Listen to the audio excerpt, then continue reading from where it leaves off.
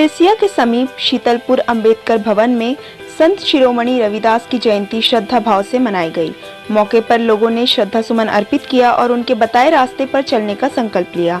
बताया गया कि समाज के दबे कुचले और अंतिम पायदान पर खड़े लोगों को आगे बढ़ाने के लिए संत शिरोमणि ने कई तरह के अभियान चलाए थे। आज जरूरत है उनके बताए रास्ते पर चलने की।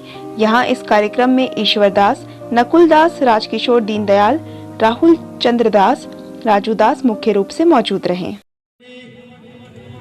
गुरु रविदास जी का जयंती समारोह हर साल की भांति इस साल भी हमारे शीतलपुर ग्राम में संत शिरोमणि रविदास जी की जयंती समारोह मनाई जा रही है। 644वां जयंती समारोह है और इसमें अम्बेडकर समिति के सभी छोटे बड़े साथी जितने हैं और जितने भी माताएं बहनें हमारे गांव की सब ने भाग लिया इसमें और बहुत ही धूमधाम से इस पर्व को मनाया जाता है। और मैं इतना ही सबको आग्रह करती हूँ कि इन साल तो कोविड-19 के चलते इस त्यौहार को हम लोग उतनी बड़े तरीके से नहीं मनाया गया। आने वाले साल में धूमधाम से और बड़े तरीके से हम लोग मनाएंगे।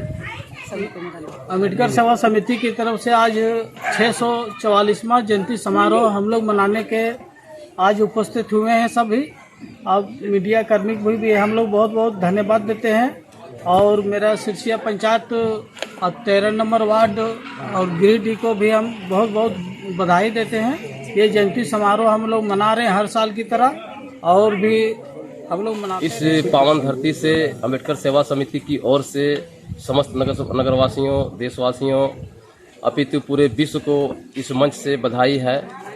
और मैं ये कहना चाहता हूँ कि संत शिरोमणि गुरु रविदास जी का जन्म उस समय हुआ था जब पूरे देश में वर्ण व्यवस्था चरम सीमा पर थी।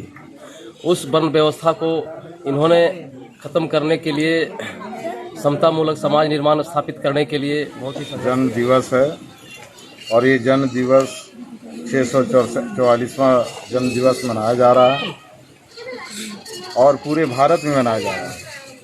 उसी के तहत में शीतलपुर पंचायत में संत रविदास जी के मंदिर में इनका जन्मदिन समारोह बहुत हर्ष उल्लास के साथ मनाया जा रहा है।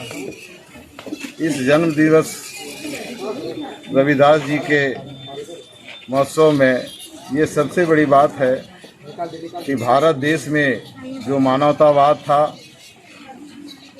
वो जाति और धर्म की अवस्था में इतनी घृणित और अव्यवस्था था और उस स्थिति में हमारे संत रविदास साहब इस भारत की धरती में आए और मानवता को और समता को लाने के लिए इन्होंने अपने वाणी से, अपने विचारों से पूरे भारत को संदेश दिए।